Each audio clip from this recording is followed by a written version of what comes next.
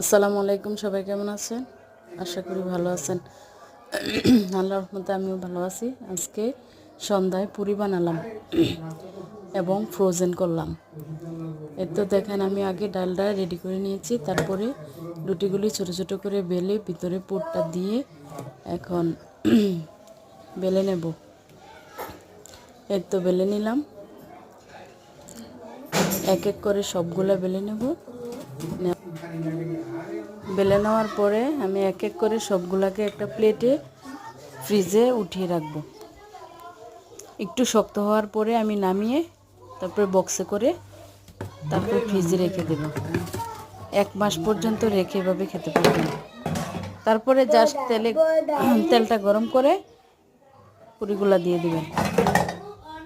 এর তো হয়ে গেল। এখন আমি ফ্রোজেন করে রেখে দেব। আসসালামু আলাইকুম, সবাই ভালো থাকবেন। চ্যানেলটা সাবস্ক্রাইব করবেন সবাই প্লিজ।